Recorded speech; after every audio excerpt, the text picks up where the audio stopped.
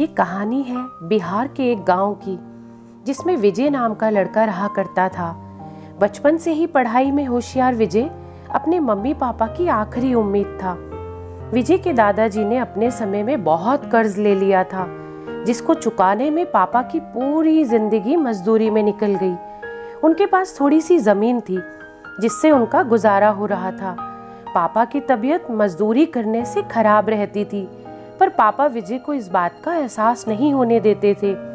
विजय को पढ़ाई में इतना होशियार देखकर उसके मम्मी पापा ने हर वो काम किया जिससे वो विजय को पढ़ा पाए। विजय की कॉलेज की पढ़ाई खत्म हो गई थी और वो एक छोटी सी नौकरी करने लगा, जिससे उसका खर्चा निकल जाता था और साथ में वो कलेक्टर बनने की तैयारी भी कर रहा था। विजय अपने वक्त का एक मिनट भी फालतू नहीं गुजारता था। विजय ने पूरा समय पढ़ाई और नौकरी में ही लगा दिया।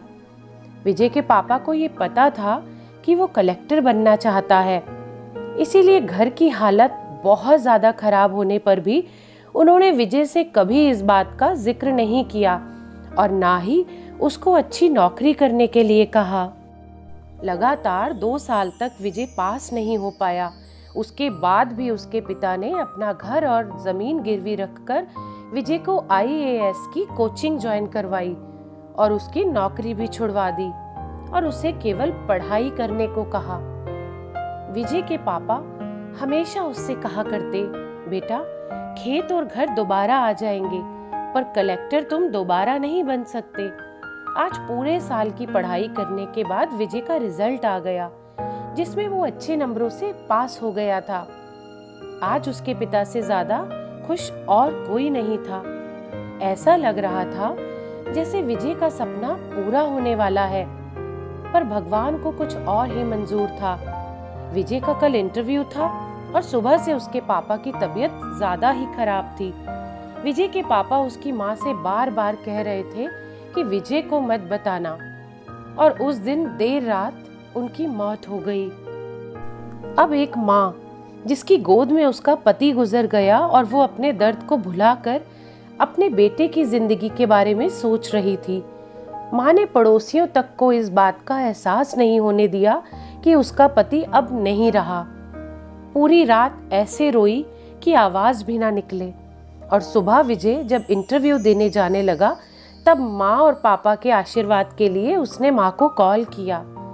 माँ ने पूरी हिम्मत लगा दी अपना सच छुपाने के लिए और विजय को आशीर्वाद दिया। और जब विजय ने अपने पापा से बात करने को कहा तो माँ बोली, पापा अब तुमसे बात नहीं करेंगे, वो कलेक्टर से बात करेंगे। इतनी बात करके विजय की माँ ने फोन रख दिया। विजय का जब इंटरव्यू हो गया तब उसे बताया गया कि उसके पिता की तबीयत ज्यादा खराब है, उसको तुरंत घर जाना है। विजय को एक पल भी नहीं लगा अपने पिता की हालत समझने में। घर पहुंचकर वो पिता के पैरों में गिरकर जोर जोर से रोने लगा और कहने लगा, पापा उठो, देखो मैं कलेक्टर बन गया। आज उसके पिता को वो खुशी मिली थी जिसका उनको वर्षों से इंतजार था, पर आज वो इस दुनिया में नहीं थे। भगवान विजय के पिता की जिंदगी में शायद सुख लिखना ही भूल गए थे। पहले वो अपने पिता के कर्ज में जिंदगी भर मजदूरी करते रहे और फिर बेटे के सपनों में, फिर घर और जमीन गिरवी रखनी पड़ी। वो जिंदगी में कर्ज लेकर आए और कर्ज लेकर चले गए। विजय के पिता को भले ही जिंदगी में कुछ हासिल ना हुआ हो, पर वो अपने बेटे को इस काबिल बना गए कि वो अपनी 7 पुश्तों को बैठे बैठे खिला पाए। विजय की माँ ने जो उस रात किया, जिसको करने का जज्बा बहुत कम लोगों में होता है, जब विजय कलेक्टर बनकर घर आया तब माँ ने विजय से कहा, बेटा तुम आज इतने बड़े बन गए हो कि हजारों गरीबों का भला कर सकते हो। जब भी तुम्हारे सामने कोई गरीब मदद मांगने आए तो अपने पिता और मेरे बारे में सोचना। मैं तुम्हारे बराबर पढ़ी लिखी और समझदार तो नहीं हूँ, पर इतना जरूर जानती हूँ कि गरीब आदमी की बहुत मजबूरियां होती है। तुम कभी किसी का बुरा मत करना। और विजय बेटा, वक्त कितना भी खराब हो, हम उसे बदल जरूर सकते हैं। माँ बाप के एहसानों को हम कभी नहीं उतार सकते हैं, पर हम अपने कर्मों से उनकी इच्छा जरूर पूरी कर सकते हैं। और ये कहकर वो फूट फूट कर रोने लगी। विजय की आंखें भी भर आई और उसने अपनी माँ को अपने गले से लगा लिया। तो दोस्तों, इस कहानी के बारे में आपकी क्या राय है? कमेंट करके ज़रूर बताइएगा।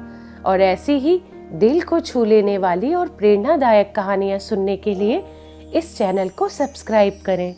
धन्यवाद।